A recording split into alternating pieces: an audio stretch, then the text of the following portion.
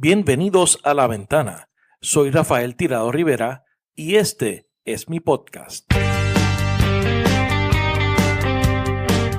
Trataremos de darle sentido a las noticias de la semana, hablaremos con datos y miraremos a Puerto Rico y el mundo desde una ventana diferente. Bienvenidos al episodio número 16 de La Ventana. Gracias a todos siempre por la sintonía. Esta semana dialogamos con el licenciado Rafael Cox Salomar sobre el estado de las relaciones políticas entre Puerto Rico y los Estados Unidos. Nos dice que el proyecto de futuro y que se ajusta a la realidad geopolítica actual es la libre asociación.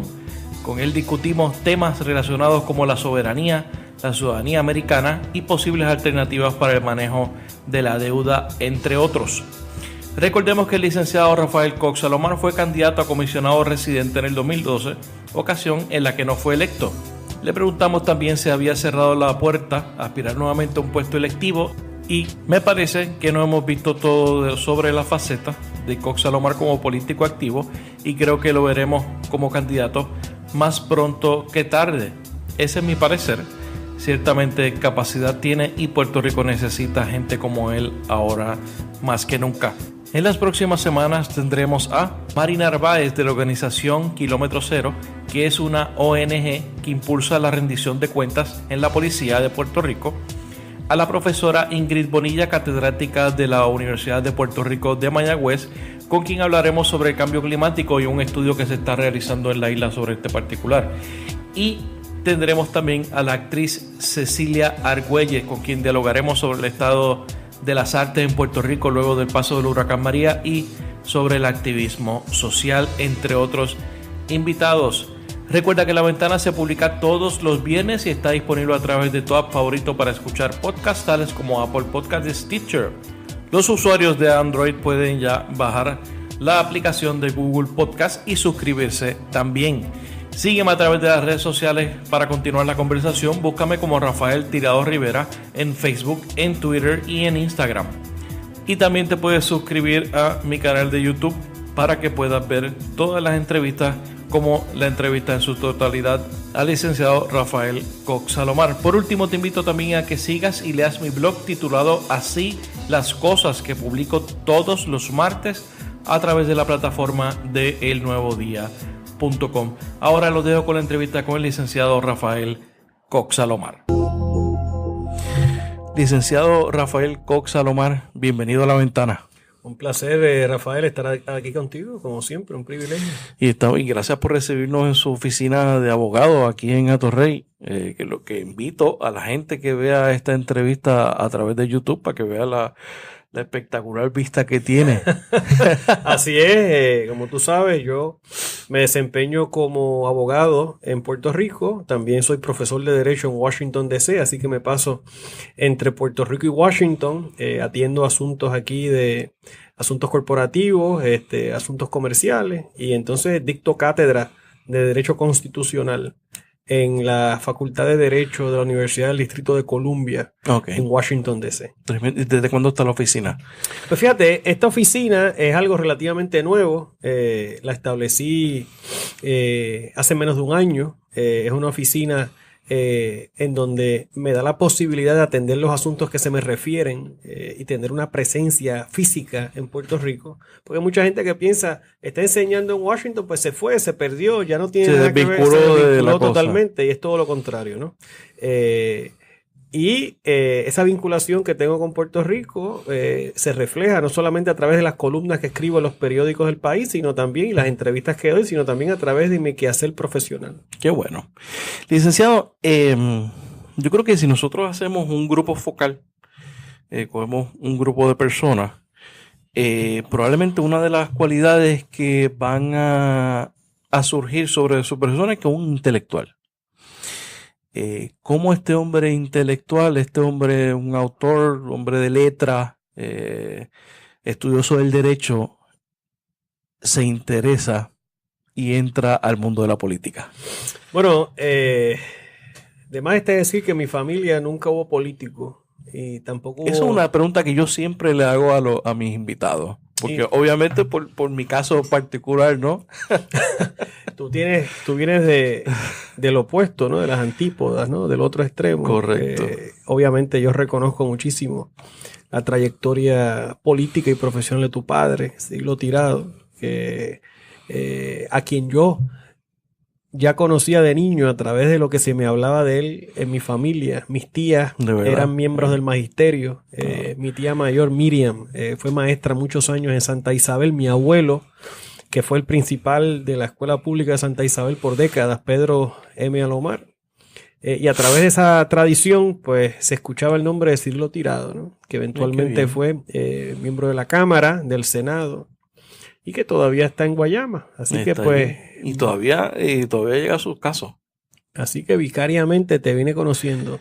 Obviamente a tu hermano, fuimos compañeros de partido, estuvimos juntos obviamente en aquella campaña del 2012, y a quien obviamente me vincula una amistad importante y una vinculación muy importante en el tema ideológico, Claro. Porque compartimos una visión sobre el desarrollo de futuro de Puerto Rico.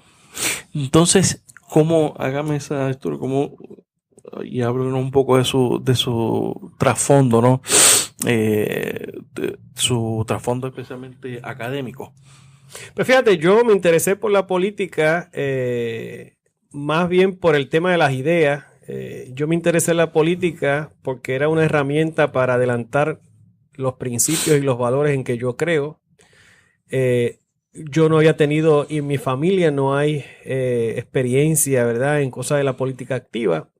En mi hogar se cultivaba mucho el debate de ideas, la lectura, el pensamiento crítico, y siempre hubo conversación política en mi casa. Siempre estuvo, en el tema político siempre estuvo presente. El tema político siempre estuvo presente, pero no era un modo de vida para mi padre ni mi madre. Mi padre es médico, es cardiólogo. Mi padre realmente es un hombre renacentista, ¿no? Es un médico, pero es un intelectual. Y a través de las curiosidades intelectuales de mi padre, pues yo advine a los libros, a las ideas, a la formación de una conciencia política. Pero de ahí a ser político es un largo trecho. Eso vino más adelante, eso vino después. A través de mis escritos, de mis columnas, yo empecé a escribir hace ya 20 años en los periódicos principales de Puerto Rico, a debatir ideas. Y poco a poco me fui vinculando con algunas personas que se fueron abriendo unos espacios, unos caminos a través de los cuales yo transité. Y fui de ser un intelectual público a convertirme en un candidato a una posición principal en una papeleta por uno de los partidos principalísimos de Puerto Rico, el Partido Popular en específico, y así fue que se fue dando, ¿no?, esa transformación de ser, vamos a ver, un político más de idea, un político de libro, a ser un político de práctica. Y una cosa son los libros y otra cosa es la práctica. Y eso es un ejercicio completamente distinto que toma tiempo, poco a poco ir conociendo, ir desenvolviéndose en esas aguas. Ahora bien, lo que yo le quiero dejar dicho a los jóvenes que están sintonizando este programa, a las generaciones que vienen subiendo, es que la política no es una profesión para uno perpetuarse en esa posición política. La política, y de lo que se trata, es de uno hacer una contribución en un momento histórico definido por un tiempo específico, y uno hace la contribución y uno entonces regresa al mundo del cual uno proviene, porque uno no se puede perpetuar en las posiciones. Y la política no es una profesión que tú puedas estar 30, 40 años. La política es un ejercicio de tiempo limitado para adelantar unas causas y unos principios, pero no es para vivir de la política. Y yo entiendo que esa es una de las diferencias más importantes de criterio que quizás existe entre mi persona y los políticos más tradicionales, ¿no? ¿Por qué? Porque yo siempre entendía que mi contribución a Puerto Rico a través de la política activa debería ser por un tiempo limitado, de tal manera que otras personas también tengan la oportunidad de servir. Y no pretendía, ni he pretendido, ni hubiera pretendido quedarme, ¿verdad?, para siempre en la posición o quedarme. Era simplemente una manera de ayudar por un tiempo definido y uno regresar al quehacer profesional, en el caso mío, pues mi profesión de abogado, la academia, mis escritos y hacer contribuciones desde otras trincheras de lucha. Hay muchas trincheras de lucha. A política es una de esas trincheras de lucha, pero no es la única trinchera de lucha. Está la trinchera de lucha de la academia, por ejemplo. Es una plataforma importante. La trinchera de lucha de la profesión. La trinchera de lucha que uno empuña con la pluma a través de los escritos. Porque después de todo es la palabra escrita la que se queda. Y las palabras se las lleva el viento, ¿verdad? Eso es así. ¿Y usted descartó ya la posibilidad de servirle al país desde una posición electiva? Bueno, al menos en este momento no lo veo como un plan futuro. Obviamente el hombre propone y Dios dispone. Yo soy un hombre joven, cuento gracias a Dios con salud y mientras yo esté vivo, pues haré lo que sea para defender las ideas en que creo. Si en un futuro la alternativa vital para defender esas ideas es a través nuevamente del ruedo político, pues lo consideraré en su momento. Pero por lo pronto, ahora mismo, mientras estamos grabando esta entrevista, y por el futuro inmediatamente previsible, no veo entre mis planes inmediatos una aspiración política. Porque ese mismo grupo focal de que hicimos referencia al principio, probablemente uno le pregunta, oye, ¿quién puede correr para X posición, para el Senado, para la Cámara, por acumulación, para algún otro puesto? Y entonces el nombre de Rafael Cox Salomar siempre es uno que está ahí, que la gente le gustaría verlo. Yo se lo agradezco muchísimo. Obviamente, cuando uno ha aspirado a una posición, uno se queda con el deseo de servir. Obviamente, cuando uno aspira, como yo aspiré, a la segunda posición principal, comisionado residente, y uno le da el corazón, uno le da la entrega que se le da a un esfuerzo tan titánico como ese, en unas circunstancias sumamente adversas, pues uno, después de todo ese esfuerzo, después de toda esa gente que te ayudó, que te apoyó, que te respaldó, de ese pueblo extraordinario que te llegó a conocer, pues uno se queda, ¿verdad?, con el deseo de haber servido, ¿verdad?, de haber podido contribuir desde esa posición a adelantar las causas de Puerto Rico, particularmente en una coyuntura tan difícil como la que vive Puerto Rico en este momento. Así que le agradezco muchísimo a aquellos que piensan así. Es natural que yo me sienta atraído, ¿verdad?, a la idea. Y obviamente no se descarta nada, ¿verdad?, de cara al futuro, pero en lo que es en lo inmediato, en el ahora, en el presente, lo que en es agosto del 2018. No está en el plan en este momento. ¿Con qué te quedas de tu campaña y de ese proceso que aspiraste? Yo creo que y de hecho lo he pensado en repetidas ocasiones y hecho recientemente, de hecho lo estuve pensando y lo estuve sintiendo más que pensando, y es que es un privilegio extraordinario el que yo tuve de conocer todos los rincones de Puerto Rico desde otra perspectiva. Yo tuve el privilegio de caminar todos los pueblos de la isla. Yo tuve el privilegio de contar con gente que me respaldó en los 78 municipios del país. Yo tuve el privilegio de prevalecer en 5 de los 8 distritos senatoriales de Puerto Rico, incluyendo el distrito de San Juan. Yo tuve el privilegio de obtener sobre 900,000 votos en la elección del 2012. Y eso realmente me llena de satisfacción, me llena de orgullo. Fue una candidatura en poco tiempo, en donde el factor reconocimiento aún no estaba ahí. Mucha gente no sabía quién yo era. Y en ese proceso uno va dándose a conocer, va madurando, vas planteando tus ideas, tus propuestas, vas conociendo una cara distinta del país y una cara distinta de la política. Y te vas curtiendo, te vas fortaleciendo y vas aprendiendo y vas madurando. Yo creo que esa es la ganancia fundamental de aquel proceso del año 2012, ¿no? Una ganancia en términos de experiencia, en términos de profundidad, en términos de madurez.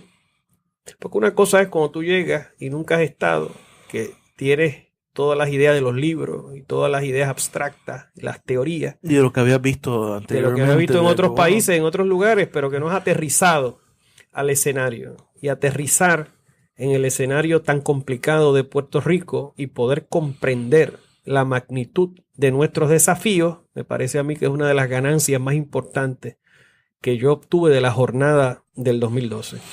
Licenciado, me gustaría que usted hiciera un breve repaso antes de entrar en el tema de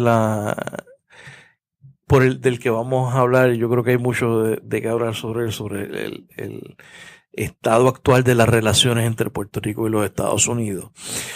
Un poco sobre su vida académica, donde usted estudió, donde se forjó, donde se desarrolló, para que muchas veces, y además los estudios que usted ha hecho sobre el tema de Puerto Rico y de otras jurisdicciones también.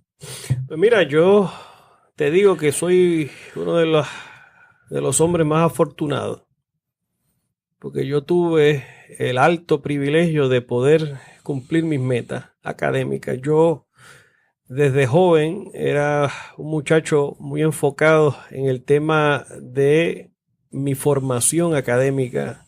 O sea, no había mucho tiempo para jugar baloncesto, pelota. Eso es y lo lamento. Fíjate, mi hijo que tiene 6 años, que nació durante la campaña, que muchos de ustedes que están sintonizando este programa a lo mejor se recordarán que mi hijo nació durante la campaña aquella del 2012.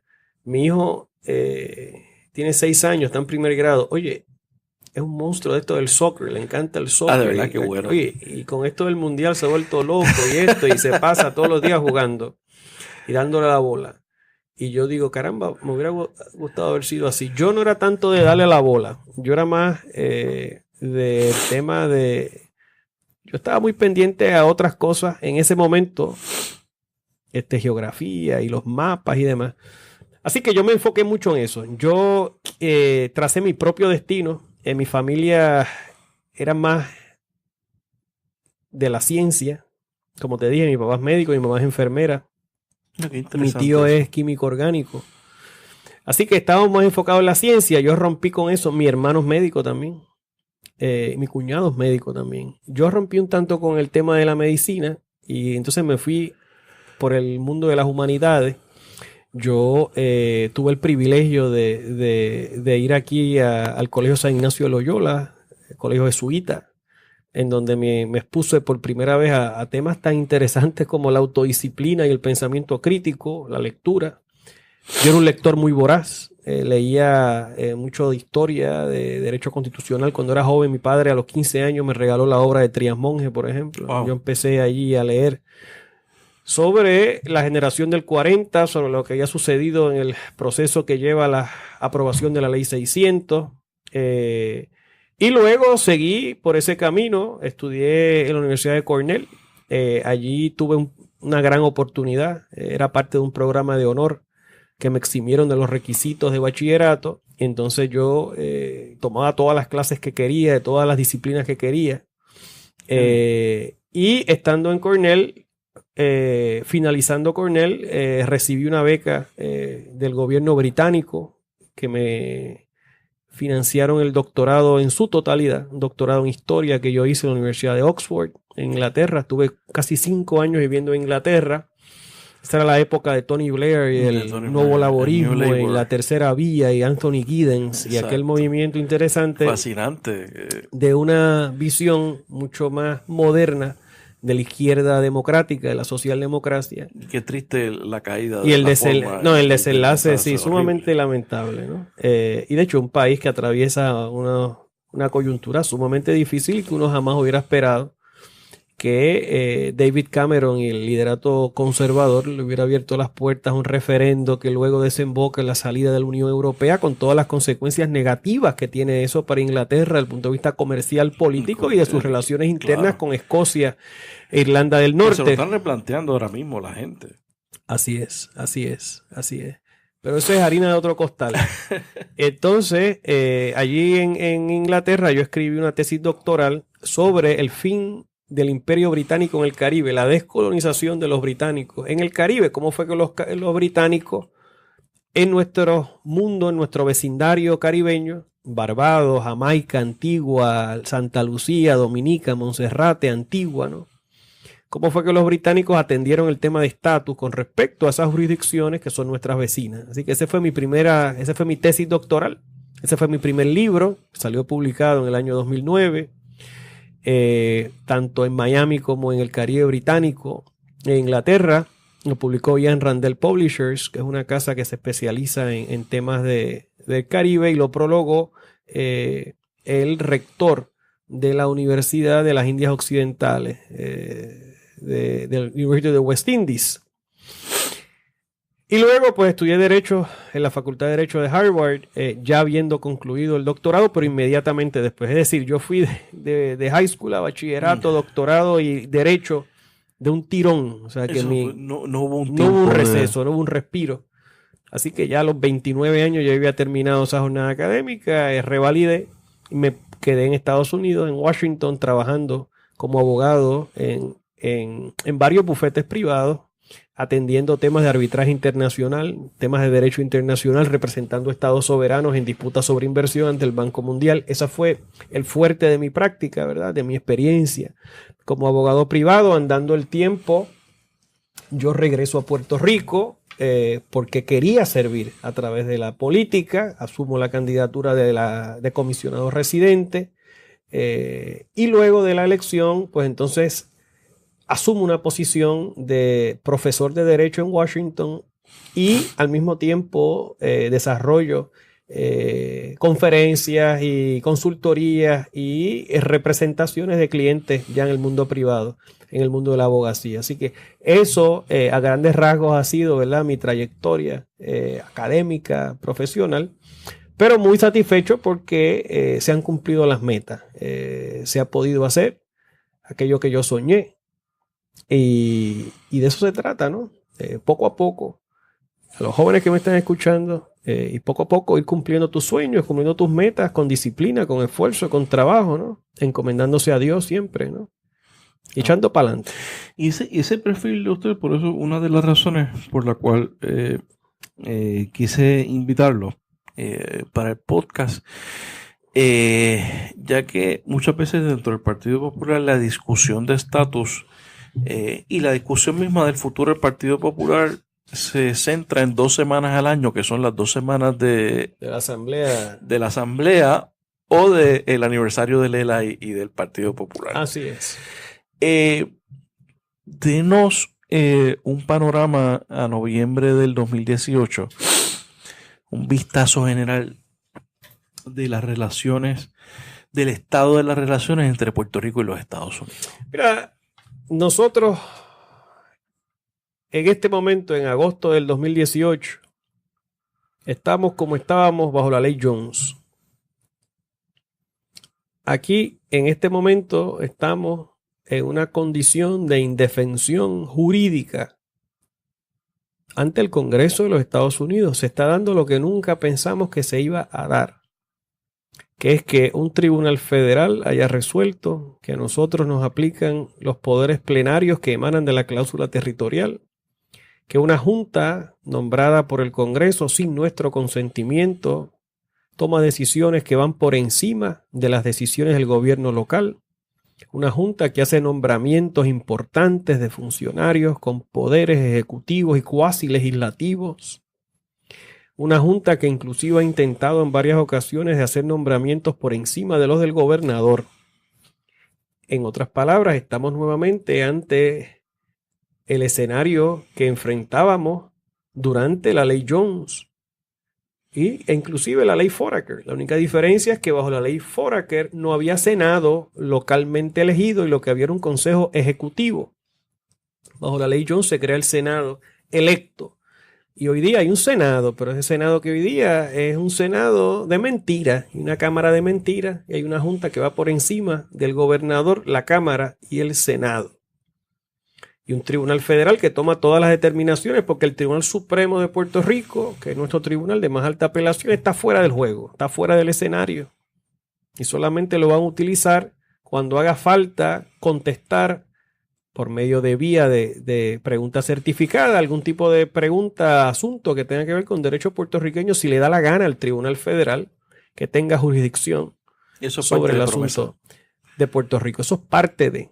O sea que promesa es la demostración más fehaciente, más contundente, más evidente, de que no es que exista un déficit democrático, es que realmente esto es una colonia de los Estados Unidos. Y se ha venido abajo la doctrina de que esto era un pacto bilateral cuyos poderes emanan del pueblo y no del Congreso. Eso le iba a preguntar, entonces, ¿dónde queda la teoría del pacto? Esa teoría se desvaneció y esa teoría realmente no existe. No tiene ningún tipo de adeptos en Washington, no tiene respaldo alguno, ni en las ramas políticas, ni tampoco en la rama judicial federal. Y eso es importante que se atienda y que se comprenda.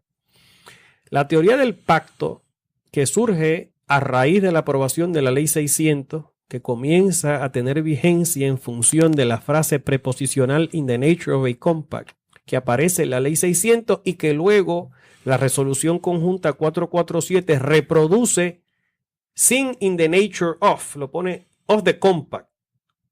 Esa teoría coge vuelo jurídico cuando se resolvió el caso Mora Mejía en el circuito de Boston para allá para el 53 y con la eliminación de Puerto Rico de la lista de colonias de Naciones Unidas, que eso se da el 28 de noviembre de 1953 y a raíz de ese proceso comienza entonces el primer circuito de Boston a desarrollar a través de la pluma de Calvert Magruder y de otros juristas una doctrina de que la Constitución de Puerto Rico iba por encima, tenía más prestigio que una ley orgánica, no era una simple ley orgánica del Congreso porque el pueblo la había refrendado en la urna, que plantear o imputarle eso al Congreso sería equivalente a decir que el Congreso había perpetrado un gran fraude contra el pueblo de Puerto Rico. Y así por el estilo se empieza a desarrollar la tesis de que sí estábamos bajo la cláusula territorial, pero que no nos aplicaban los poderes plenarios de la cláusula territorial porque el Congreso, al entrar en este pacto con Puerto Rico, nos había delegado a perpetuidad una capacidad de gobierno propio que iba a ser imposible quitarnos a los puertorriqueños y que no podía haber cambios sustanciales a esa relación sin el consentimiento de los puertorriqueños. Esa era la tesis, esa era la doctrina. Recuérdate que después de todo la Ley 600, a través de la cual el Congreso autoriza que los puertorriqueños redactemos nuestra propia constitución, fue una ley que requirió el respaldo del pueblo de Puerto Rico en la urna. El pueblo votó, hubo un referendo, sí o no, y el sí ganó abrumadoramente. Así que toda esa tesis, esa doctrina que había, ¿no?, que luego, inclusive en algunos momentos históricos, Justicia Federal refrendó, como por ejemplo en el año 59, durante los procesos del proyecto Fellnox-Murray, que Justicia Federal sacó una opinión jurídica haciendo el planteamiento de que estos pactos de consentimiento mutuo tenían espacio dentro del escenario constitucional americano. En el 63, bajo la administración Kennedy Johnson, nuevamente hubo cierto respaldo tácito a esa tesis. Inclusive en el 75, el Departamento de Justicia de Jerry Ford, del presidente Ford, le dio cierto respaldo con algunos matices a esa posibilidad. Pero a partir de la década del 90, a partir específicamente del proyecto Johnston-McClure, del 89 al 90, a partir inicialmente de unos planteamientos que hacía el entonces secretario de Justicia Richard Thornburg y que luego poco a poco se fueron recogiendo los informes de la Casa Blanca de Clinton, de Bush, de Obama, y luego a través de lo que sucedió con Sánchez Valle y estas decisiones más recientes de la jueza Taylor Swain, lo que te das cuenta es que el escenario ha cambiado dramáticamente. Que no existe un ambiente en Washington en este momento ni para un respaldo a la estadidad, ni tampoco para respaldar una relación que esté cimentada en un pacto bilateral de consentimiento mutuo entre Puerto Rico y los Estados Unidos. ¿Y ese cambio es un cambio circunstancial o es uno coyuntural? Yo creo que es un cambio fundamental. Que es un cambio que de alguna manera refleja una realidad geopolítica. Fíjate que el derecho es reaccionario. El derecho siempre refleja de forma tardía los cambios políticos que se suscitan. El derecho nunca va a ser revolucionario, en otras palabras. Desde el punto de vista geopolítico, luego del fin de la Guerra Fría y la desmilitarización de Puerto Rico, la salida de la Marina y el cambio de paradigma con la tecnología y las nuevas formas de hacer la guerra. Antes de entrar a eso, que ese cambio no se da en el vacío, ni porque un día Estados Unidos se levantó y dijo que no iba a bombardear a Vieques o que iban a dejarnos la tierra, es porque el panorama estratégico a nivel geopolítico mundial se movió hacia Oriente. No, y además de eso, la manera de hacer guerra. O sea, yo te puedo mandar ahora un drone de esto. Mira lo que pasó con Maduro en Venezuela. Claro. Y atender el asunto, o como ha hecho Estados Unidos en Siria, sin tener que desplegar una flota de la Marina y ni tener que tener una base en el Caribe. Claro, que la última vez que se utilizó el tipo de combate que se practicaba allí fue en Normandía. Imagínate tú. Hace ya 70 y tantos años. Claro que son unos cambios de la realidad geopolítica. Ese cambio geopolítico, fin de la Guerra Fría, cambios en política con respecto a la América Latina, porque fíjate que la negociación que desemboca en NAFTA, que es el Tratado de Libre Comercio entre México, Canadá y Estados Unidos, eso coincide con el derribo del muro de Berlín y coincide con las conversaciones que había en ese momento del estatus de Puerto Rico de 89 al 91. Estados Unidos entonces asume una posición de apertura hacia América Latina en términos arancelarios y se crea un mercado de libre comercio que inicialmente incluye México y con el tiempo incluyó todos los países de Centroamérica y la mayor parte de los países de Sudamérica, lo que significa que las ventajas comparativas de nosotros se disminuyeron dramáticamente. Porque ya no era solamente Puerto Rico que iba a tener acceso preferente al mercado americano. Ahí se derrumba el otro pilar del supuesto mercado común. Efectivamente. Nosotros habíamos respaldado la tesis del ELA en función de mercado común, pero ese mercado común se desvanece. La defensa común, bueno, no es necesario yo tener bases en Puerto Rico ni bases en el Caribe para la defensa común. Entonces el tema de la autonomía fiscal eventualmente se desmoronó con la quiebra de Puerto Rico. Porque entonces, ¿de qué me sirve ahora mismo a mí la autonomía fiscal si yo estoy fuera de los mercados? Yo no puedo ahora emitir bonos que sean triplemente exentos porque nadie me los va a comprar.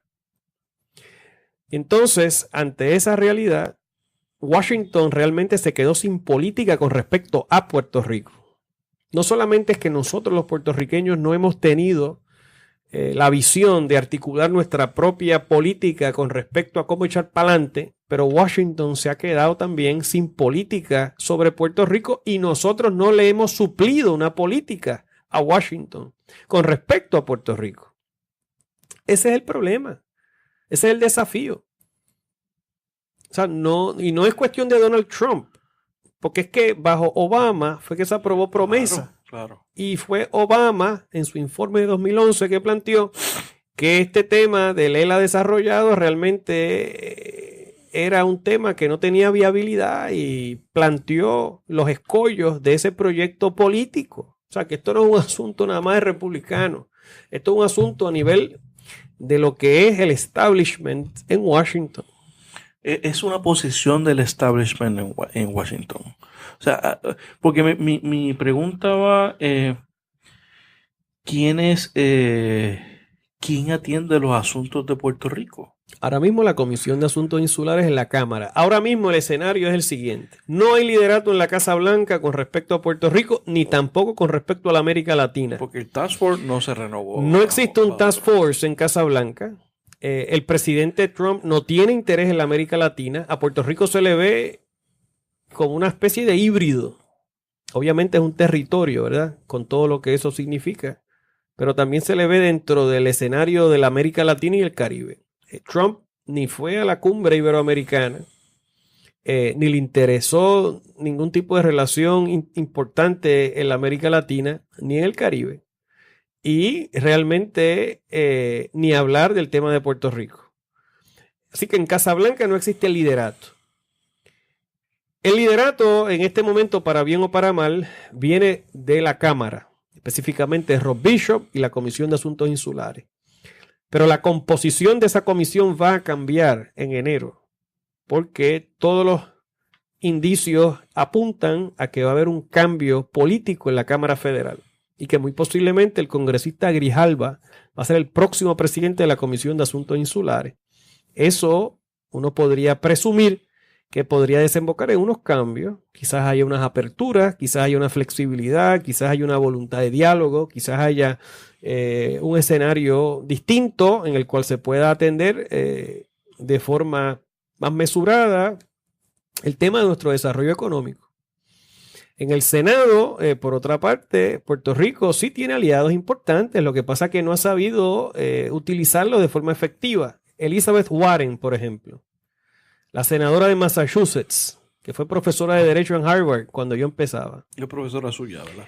Fue la que me dio la orientación, me recuerdo yo, al comienzo, pero luego ella siguió otros derroteros. Ahora se perfila como una posible precandidata presidencial, pero ella está en el Congreso radicando un proyecto que tendría un efecto muy positivo sobre la deuda de Puerto Rico, que básicamente para efectos prácticos eliminaría la deuda de Puerto Rico y atiende de una manera muy justa los reclamos de los puertorriqueños. Pues eso es una aliada importante que tenemos nosotros ahí y que debemos de cultivar esa relación, y así existen otros senadores, inclusive algunos que no son demócratas, que son republicanos, que muy bien podrían de alguna forma ejercer cierto liderato con respecto a la articulación de una política sobre Puerto Rico.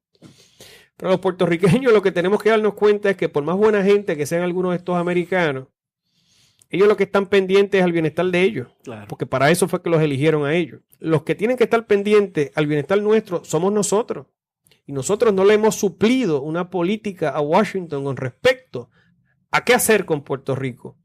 Ahora bien, específicamente con respecto al Partido Popular, el Partido Popular tampoco le ha suplido a Washington una política, porque si seguimos hablando de lo mismo, pacto bilateral de consentimiento mutuo, de unión permanente, allá nadie entiende eso. Ese concepto está muerto. Esos son conceptos fosilizados, son unos fósiles que realmente no tienen ningún tipo de respaldo en Washington. Es que nadie entiende ese lenguaje. Ese lenguaje es un lenguaje que no se entiende, que no vas a poder tener una respuesta porque la gente no sabe de qué tú estás hablando. Entonces, en la medida en que el Partido Popular no le supla a Washington un modelo, pues entonces lo que estamos haciendo es estamos creando mayor confusión en lugar de esclarecer el escenario. Y ante esa realidad de promesa. Perdóname, Rafa. Sí. Porque si nosotros no suplimos, y esto es bien importante porque quiero que los jóvenes, la gente que está sintonizando, en la medida en que los populares no le suplen un proyecto a Washington que haga sentido y que sea consistente con el momento geopolítico que vive Washington, y en la medida en que en Washington piensen que el Partido Popular está muerto, que no está supliendo nada, pues ¿qué es lo que van a pensar en Washington? Bueno, pues esta gente todos quieren la estadidad. La única alternativa entonces es la estadidad, o porque la independencia 2 o 3 nada más la quieren. Y se va creando esta impresión equivocada de que la estadidad es simple y sencillamente algo que es imparable en el escenario puertorriqueño. Y eso no es correcto. Ni aquí tampoco es correcto que el 90 y pico % de la gente quiere la estadidad. No, claro, eso... los resultados yo creo que no tienen credibilidad ni aquí ni en Washington. Claro, pero en la medida en que no se supla un modelo, en la medida, claro, una alternativa, pero la alternativa no puede ser lo que tenemos. Y entonces, ¿cuál es ese proyecto dentro de la realidad geopolítica, dentro de la realidad que vive Puerto Rico? ¿Cuál es ese proyecto que el Partido Popular debería de presentar? Mira, lo que se conoce, lo que hemos llamado aquí a nivel criollo, el ELA soberano, que no es otra cosa que una modalidad de libre asociación en donde Puerto Rico asume su soberanía y delega de forma explícita poderes a Washington y retiene poderes para sí mismo en algunas esferas y en donde se delimita de forma específica los poderes que detenta cada cual en la relación. Y se atiende de una manera madura el tema de la ciudadanía americana. Y en donde se atiende de una forma madura el tema de nuestro desarrollo económico y nuestra competitividad, y se le da al país entonces la oportunidad de tomar en el ejercicio de su derecho a la autodeterminación su propia decisión. Y de eso es que se trata esto. Fuera de la cláusula territorial, no colonial y no territorial. Ese ha sido el desideratum, ese ha sido el principio rector desde la fundación misma del partido, porque esto es otra cosa que se pierde en el debate. Y ahora lo vas a ver en el debate de la primaria, porque en el Partido Popular es una primaria grandísima. Sí. Y es que, y eso está bien. Claro. Eso es lo que nos hace falta. Pero, ¿quiénes fundaron el Partido Popular Democrático? ¿De dónde vino el Partido Popular? ¿Vino de la Luna, del planeta Marte, de Júpiter? ¿Quién fundó esto? Oye, esto lo fundó un grupo de gente que tenía en su corazón unas ideas bien puertorriqueñistas del desarrollo del estatus.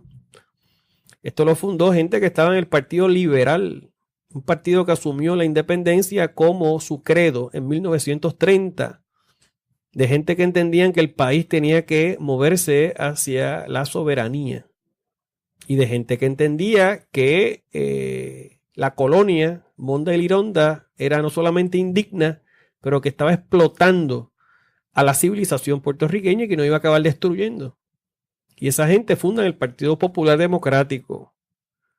Ese Partido Popular Democrático tuvo que afrontar una coyuntura sumamente difícil y tuvo que saber leer los tiempos geopolíticos. Se dio cuenta de que el momento geopolítico de la Segunda Guerra habría la oportunidad de timonear hacia una delegación de poderes importantes para los puertorriqueños. Claro que no se puede negar que la fundación de Lela fue importante en términos hasta de gobierno propio, por lo menos en el periodo hasta promesa, ¿no? Desde luego. Y se le delega, eso. Pero que lo importante de esto, Rafa, ilustra el punto que yo estaba haciendo hace unos minutos. La generación del 40 le suplió de alguna manera un proyecto. El proyecto. Entonces supieron leer el momento histórico. Lo mismo que había hecho Muñoz Rivera hacía 40 años, que era que había sabido leer la coyuntura geopolítica por la que atravesaba España, con la guerra en Cuba, el desafío que le presentaba a Estados Unidos, y Muñoz Rivera se dio cuenta, este es el momento en donde yo puedo lograr la Carta Autonómica, porque España está contra la pared. Claro. Y en ese sentido, ese es el escenario, es la lectura que hizo Muñoz Rivera. Luego Muñoz Marín hizo su propia lectura, con sus luces y sus sombras. Estaremos de acuerdo, estaremos en desacuerdo, pero adelantó la agenda del país en su momento, con sus luces y sus sombras. Ahora bien, nosotros estamos haciendo una lectura adecuada del escenario geopolítico que nos ha tocado vivir. Yo creo que la contestación es que no. Estamos pendientes a los chavos de FEMA, yo entiendo. Los chavos de FEMA son importantes. Y los puertorriqueños son ciudadanos americanos y tienen derecho a una vida digna. Pero nosotros tenemos que pensar más allá de lo inmediato. Y es de aquí a 100, 200, 300 años. ¿Qué queremos que haya aquí en este 100 por 35? Estar, claro. De aquí a 300 años, ¿qué es lo que queremos? Que nos sigan ninguneando, que nos sigan dominando, que nos sigan diciendo lo que tenemos que hacer, que se destruya nuestra civilización, nuestra cultura, nuestro idioma, nuestras señas de identidad, o queremos aquí nosotros ser un pueblo adulto con los pantalones largos dispuestos a tomar determinaciones puertorriqueñas para atender los problemas puertorriqueños. ¿Eso no atiende el voto presidencial? Para nada. El voto presidencial, plantear el voto presidencial en esta coyuntura es mentirle a los puertorriqueños. ¿Qué es lo que hace falta para que haya voto presidencial? Una enmienda a la Constitución. ¿Qué se requiere para una enmienda a la Constitución de Estados Unidos? 2/3 partes de Cámara y Senado y 3/4 partes de las legislaturas estatales, que es 37 legislaturas estatales de las 50 que existen. En 220 años, ¿cuántas enmiendas ha habido a la Constitución americana? 27. ¿Acaso es posible entonces plantear un voto presidencial a través de una enmienda a la Constitución americana? Más fácil es plantear la estadidad desde el punto de vista numérico y el punto de vista procesal. Así que en la medida que uno hace planteamientos que no se corresponden con la realidad, pues uno le añade capas adicionales de confusión a un ambiente que ya está cargado, ¿eh? Y que la gente lo sabe, porque es que la gente no es tonta. Yo creo que aquí una de las cosas que ha habido es que los puertorriqueños están más aguzados. Las redes sociales, la tecnología, el alfabetismo, los viajes, la interacción constante y continua que se da de gente de distintos puntos del país, hace que la gente esté mucho más informada. El acceso a las radios, los medios de comunicación y toda la tecnología, las redes sociales. Y cogerle tonto a la gente ya cada día es un poco más difícil. Y esos son planteamientos que se deben de hacer dentro de un marco de seriedad, de un marco de estudio, de lo que es posible y de lo que conviene, y dentro de un marco de una estrategia amplia, ¿ves? Para poder de alguna forma darle a los puertorriqueños las herramientas para su propia autodeterminación. Fíjate que yo nunca estoy planteando imponerle una visión particular al pueblo de Puerto Rico. Claro. Que el pueblo escoja. Lo que pasa es que hay que darle las alternativas, las herramientas. Y el tema, uno de los temas que se utiliza con mucha demagogia es el tema de la ciudadanía. Cómo a través de esa asociación, porque obviamente las relaciones que tiene Estados Unidos de libre asociación, ninguno de los países, de los territorios tuvo ciudadanía antes de venir a esa relación, y no fue un hecho. En el caso de Puerto Rico, que tenemos gran parte de la nación dividida entre Estados Unidos y Puerto Rico, ¿cómo se puede atender el tema de la ciudadanía? Lo primero es atenderlo con mucha seriedad y mucha claridad. Ese es un asunto político más que un asunto jurídico. El tema de Puerto Rico, como tú señalas, no tiene precedente en el sistema americano. En el caso de nosotros, pues hemos tenido la ciudadanía americana desde 1917. Existe un impedimento jurídico en la Constitución de Estados Unidos que impida que se pueda llegar a un arreglo entre nosotros y los Estados Unidos con respecto al tema de la ciudadanía. No existe un impedimento jurídico. Aquí el planteamiento es político. ¿Cómo se plantea esto? ¿Qué escenarios pueda haber? El escenario de la doble ciudadanía, el escenario de una doble ciudadanía por tiempo limitado, el escenario de una ciudadanía recíproca en algunos asuntos, el escenario de libre tránsito a los Estados Unidos, que es un asunto que realmente sí, para el cual sí existe precedente en el contexto de los Estados Unidos y algunos de sus territorios, sus ex territorios, como el caso filipino. Los derechos adquiridos de los puertorriqueños se mantienen. Obviamente la ciudadanía de aquellos que la tienen se mantiene. Eso no es prescindible ni revocable. Aquí lo que hay que hacer es una demarcación, porque la pregunta que tú esbozas es una pregunta específica a aquellos que no han nacido. Claro. Los puertorriqueños que tienen ciudadanía americana, aquellos que están vivos, aquellos que están en plenas funciones, aunque la renuncien básicamente, no hay forma, seguirán siendo ciudadanos americanos.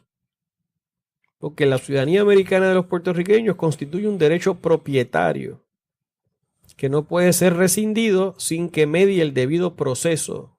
¿Y qué es el debido proceso? Bueno, que se te notifique que tengas derecho a poder defender tu planteamiento, y no pueden quitarte la ciudadanía americana simple y sencillamente porque aquí se declara una soberanía. Eso no es posible. La ciudadanía de los puertorriqueños sí es verdad que es una ciudadanía que concedió el Congreso en el 17 a través de un estatuto, pero es una ciudadanía que el propio gobierno de los Estados Unidos describe como natural born citizenship. Es decir, tiene la misma configuración que la ciudadanía que fluye a través de la 14ª enmienda para propósitos de su naturaleza propietaria. Y eso es importante que se entienda, es un poco técnico, Pero aquellos que ya están vivos, no tienen por qué preocuparse de este tema. Este es un tema que tiene que ver con qué sucede con las generaciones prospectivas que aún no han nacido. Y ese es un tema que a mí me parece que es de estirpe política, no jurídica, y que se puede atender de una forma razonable, de una forma justa, que atienda los intereses de Puerto Rico y los Estados Unidos. Tú, al inicio de la entrevista, hiciste alusión a otras jurisdicciones que han atravesado, ¿verdad?, por situaciones parecidas.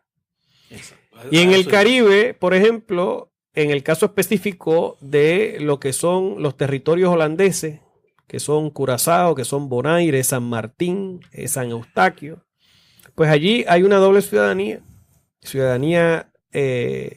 de el territorio específico, ciudadanía holandesa, por consiguiente europea.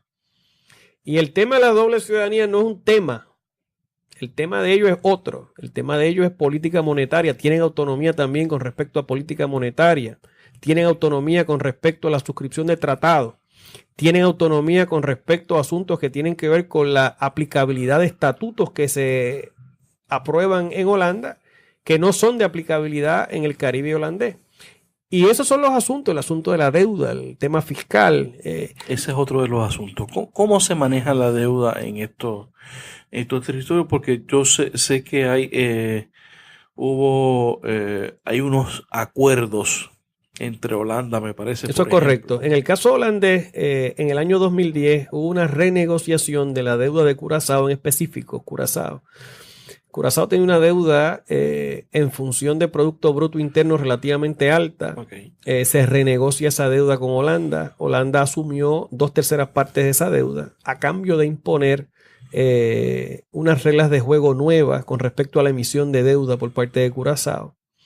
Curazao tiene su propia moneda, el guilder, no tiene el euro.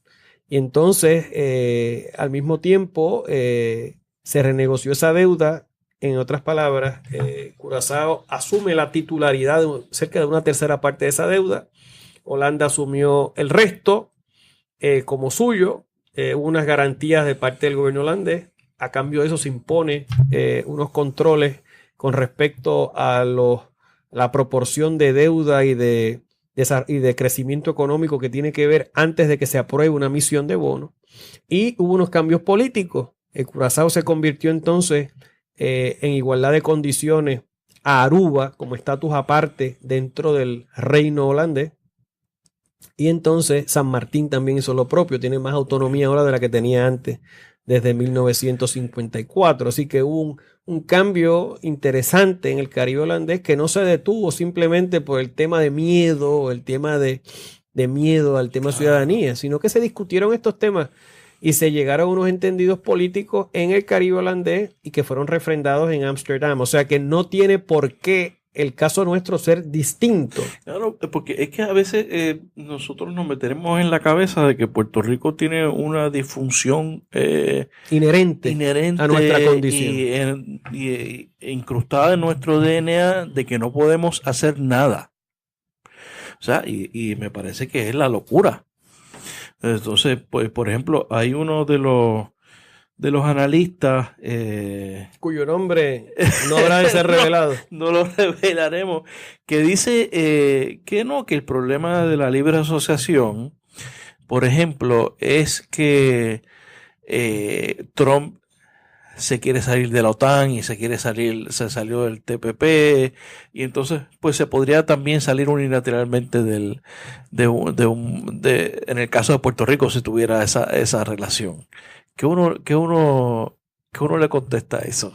Bueno, también puede venir un cometa mañana, ¿no? Y darle un cantazo al planeta Tierra. O sea, cualquier cosa puede pasar, pero el camino de los pueblos, el destino de los pueblos no se puede detener por imponderable. Obviamente, Estados Unidos mañana puede disponer del territorio lo puede hacer hoy, como quiera. Y pues en ese sentido, pues es una realidad constitucional.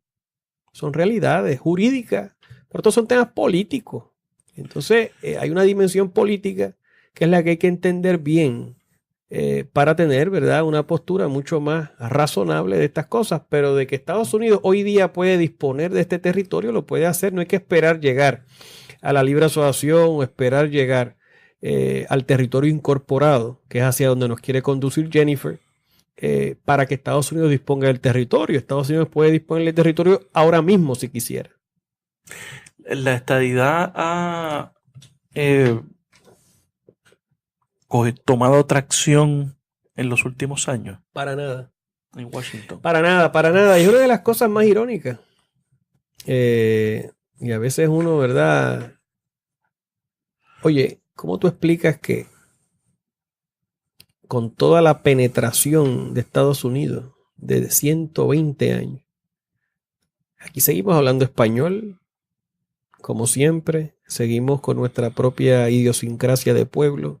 Con las navidades. Seguimos con casi toda. Claro, ha habido una influencia americana, como ha habido en toda la América Latina. Porque tú vas a la América Latina y la gente ve el cable TV y ve esto y ve lo otro, pero siguen siendo lo que siempre han sido. Y en el caso nuestro es igual.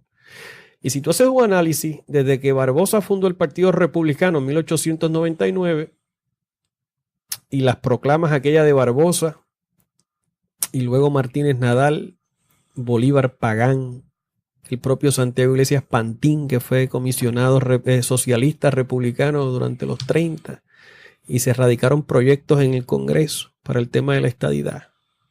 Y luego Miguel Ángel García Méndez, don Luis Aferré, el propio Carlos Romero, Pedro Rosselló y todos estos procesos. Es muy poco lo que la estadidad realmente ha avanzado en el escenario americano. Muy poco. Y se debe a muchos factores. ¿Cuáles son esos factores? Uno de los factores principales es que a nosotros se nos percibe como una nación distinta. Y se reconoce que sociológicamente constituimos una nación distinta a la americana, yo entiendo. Número 2, está el tema del idioma, que eso añade a la percepción de que somos de alguna manera la otredad, lo otro, lo distinto, diferente. Yo entiendo también que el liderato político estadista no ha tenido gran acceso, porque se les percibe como que son buscones. Como que ellos realmente no están buscando la estadidad porque quieran de alguna manera emular los principios de Hamilton o Jefferson, o porque sean conocedores de nada de eso. A ellos lo que les importa son los chavos, porque ellos mismos dicen que la estadidad es para los pobres. No es el patriotismo de Correcto. La tichera con la bandera americana. Exactamente. Solamente. De hecho, son los más desconocedores por lo general de la historia de los Estados Unidos, de Lincoln y de todo lo que tiene que ver con el desarrollo de aquella nación.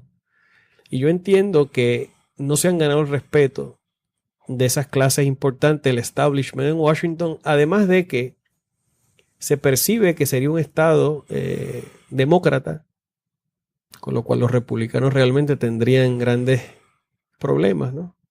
Y el tema de que está Washington DC en el camino,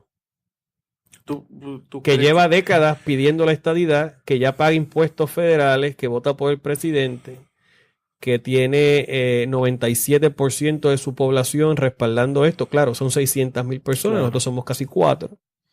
Y como quiera, ellos no han sacado ni una sola vista pública la gente de Washington con este tema, pero hay una percepción de que cómo le ves ir por encima a Washington con un estado hispano. Y ante la realidad de la división que Trump maneja de manera espectacular que hay en los Estados Unidos en términos raciales, en términos sociales, un estado de Puerto Rico choca con esa realidad. Definitivamente. Que hay un país dividido allá. No, y otro tema que hace imposible la estadidad es la quiebra de Puerto Rico. O sea, nunca ha habido en la historia de Estados Unidos un territorio quebrado en bancarrota que llega a ser estado. Inmediatamente, obviamente. O sea, que la quiebra de Puerto Rico lo que ha hecho es que alejó 500 años más el tema de la estadidad. Y los amigos y aliados progresistas o liberales que ven esto que pueden ver eso como un asunto de derechos civiles. Ese es un desafío importante. Que yo creo que serían los aliados naturales para buscar la soberanía. Y claro. Dos cosas. Primero, en la medida en que los soberanistas no le estamos supliendo ese proyecto a Washington, se abre el campo para que el liderato del PNP coja de incauto, por no decir bobo, a estos grupos progresistas liberales. Pero fíjate lo que pasó hace poco con el NAACP. Exacto. Que es el grupo más importante de la comunidad afroamericana, y que inicialmente hicieron unas expresiones a favor de la estadidad, pero luego, cuando se dieron cuenta de lo que eso significaba, echaron para atrás y hubo una retractación. Y en ese sentido, eso te demuestra a ti que en la medida en que uno confronta esto de forma directa, que uno explica que el tema de derechos civiles es si en efecto se destruye o sobrevive la civilización puertorriqueña. Porque esto no es un tema individual de derechos civiles, no. Esto es un colectivo. Esto es un asunto de si un colectivo nacional va a perecer o va a sobrevivir. Es el pueblo de Puerto Rico. Esto no es la lucha de derechos civiles de uno que otra persona, no. Esto es la lucha colectiva de un pueblo por mantenerse firme, con las manos bien puestas en el timón, articulando su propio futuro en función de sus propias necesidades y de su propia capacidad de supervivencia. Nosotros aprendimos con Valdoriotti que este pueblo ni se degrada ni se suicida, ¿no? Y es el intento colectivo de un pueblo por evitar sus propios suicidios. Y eso es de eso que se trata esto. Esto no es un asunto de derechos civiles individuales. Claro. Esto es otra cosa. Porque nosotros no estamos aquí buscando integrarnos a los Estados Unidos, como otros grupos han intentado históricamente. Nosotros estamos aquí tratando de conformar nuestra propia nación conforme nuestras propias reglas y nuestra propia cultura y nuestra propia identidad y nuestro propio idioma y nuestra propia forma de ver el mundo y la vida. Y resistiendo. El embate de siglos de coloniaje que no comenzaron con la firma del Tratado de París, que comenzaron con la llegada de Colón en 1493. Claro. Claro. Por último, otra de los mitos es que es una forma de independencia la libre asociación, de que es un tipo de independencia, de que por lo tanto no tendría el respaldo de la gente. Eso es las Naciones Unidas lo ven como una... no es ninguna modalidad de independencia en ningún sitio. Es un estatus propio. Que es distinto, obviamente, a la independencia, porque la independencia es el ejercicio absoluto, sin ningún tipo de reservas y delegaciones de tu poder soberano. La libre asociación es otra cosa. Es un modelo distinto, ¿verdad? Porque si fuera lo mismo, pues los amigos independentistas estuvieran también respaldando la libre asociación, ¿verdad? Claro. Pero es un modelo distinto y las propias resoluciones pertinentes de Naciones Unidas, fíjate que no tratan los conceptos, lo tratan como conceptos distintos, ¿no? La anexión, la libre asociación y la independencia son los modelos. Claro. ¿De qué se habla? Eso es que el debate está lleno de mucho miedo y demagogia. Se habla de una cuarta opción que también es pertinente que discutamos aquí. ¿Qué significa esto de la cuarta opción? Porque entonces se habla de la resolución 2625 del año 70. Para entonces de alguna manera decir que el ELA actual, por ahí cabe el ELA. Que por ahí entra un CILAN, por ahí cabe el ELA y por ahí cabe esto. Lo que pasa es que hay que hacer esa lectura de la mano del derecho constitucional doméstico americano también. Y de la mano del derecho constitucional doméstico, Puerto Rico no tiene alternativa que salirse de la cláusula territorial. Porque ya se ha demostrado, y los casos más recientes demuestran, que una vez tú estás dentro de la cláusula territorial no hay forma que el Congreso realmente delegue a perpetuidad nada, ni se exima de aplicar poderes plenarios. Que la única forma de zafarte de los poderes plenarios del Congreso es estando fuera de la cláusula territorial. Y la única manera de hacer eso es a través de una modalidad de libre asociación.